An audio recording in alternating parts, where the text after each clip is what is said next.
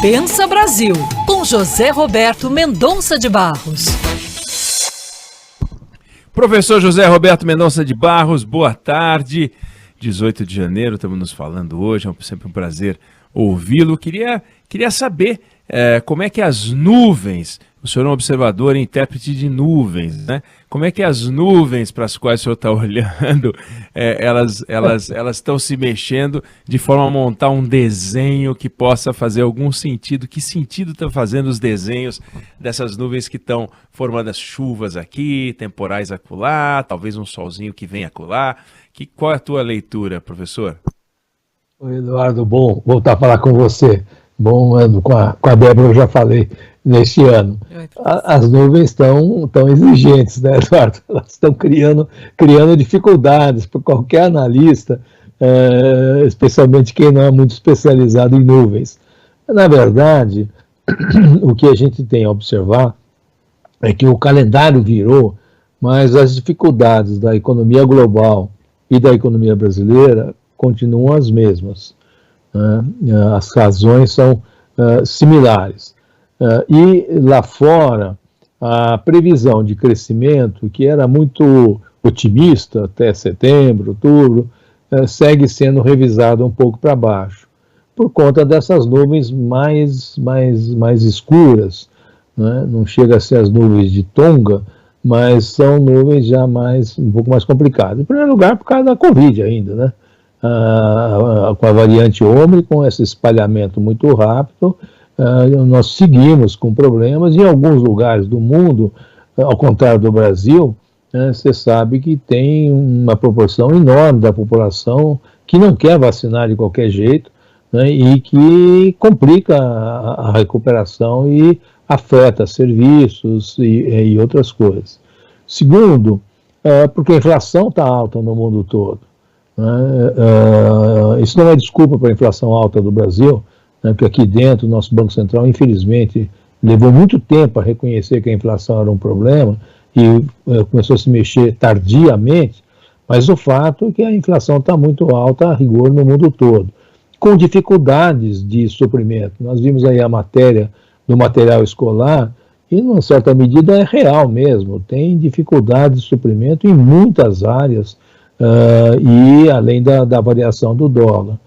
E com isso, nós vamos ter um ano um pouco mais complicado. Porém, na Europa, nos Estados Unidos, na maior parte da Ásia, é ano de crescimento. Na América Latina, também, com uma exceção, Eduardo. Adivinhe qual é? O crescimento brasileiro, que vai ser próximo de zero.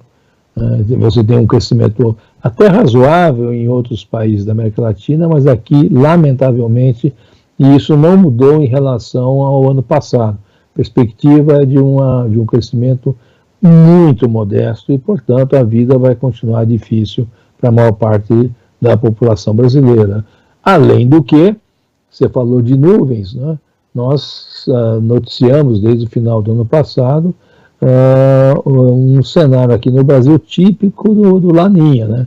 Excesso de chuvas no Nordeste, Minas Gerais e seca no sul do Brasil, que também vão criar problemas, estão criando e continuarão criando problemas adicionais. Agora, professor, o senhor acha que existe alguma possibilidade de o Congresso Nacional fazer algum movimento, passar alguma coisa que mude esse cenário? Existe alguma chance de o Brasil, as autoridades, os governantes, fazerem algum sinal, e aí não só algo congressual, mas de gestão, que possa mudar essa sensação pessimista para o ano de 2022, ou só mesmo o processo eleitoral como um divisor de águas para a gente saber o que vai ser do Brasil a partir de 2023 e 2022 vira um grande ano de expectativa? Eu acho que, infelizmente, é muito pouco provável que do Congresso se espere alguma coisa, né? Como dizia o Barão de Tararé, de onde você não espera nada, aí que não acontece nada mesmo, né? Todas as notícias de orçamento secreto, de gastos excessivos, simplesmente sugerem que o Congresso está preocupado com a sua própria reeleição, e ponto final. E não tem nenhuma perspectiva de nada mais construtivo em cima disso. O enfraquecimento do Ministério da Economia é cada vez mais visível, né? Então eu não acho que dê para esperar. Tem alguns segmentos que irão bem por méritos próprios, né? Mas são poucos, né? E no fundo nós estamos mesmo a depender do que vai acontecer com a sucessão presidencial para eventualmente ter poder pensar num cenário mais construtivo para o ano que vem. Mas esse ano, por mais difícil que seja olhar para o futuro, eu acho que existe uma unanimidade entre os analistas de que as perspectivas são magras mesmo, né? São difíceis. Você vê, mesmo a agricultura, o agronegócio, que é aquilo que mais vem crescendo, vai pagar um preço pelo clima esse ano, já está dado, né? No sul do Brasil já se perdeu 10 milhões de toneladas de produção de soja. A oferta de feijão vai ser magra, e o feijão já está começando a subir. Vocês vão fazer notícia já de preço de feijão subindo de forma bastante importante, mesma coisa com o arroz. Então, até aquele setor que estava mais bem defendido, em outras áreas, tem excesso de chuva. Está se colhendo, em alguns lugares, se colhendo soja e milho com 40 centímetros de água no chão. É bem complicado. Então, acho pouco provável. Eu lamento colocar desta forma, mas acho pouco provável. Por isso que aquela senhora falou que administra as finanças da casa com mão de vaca, está coberta de razão. Pensa Brasil, José Roberto Mendonça de Barros, que volta a conversar com a gente na semana que vem. Obrigado, professor.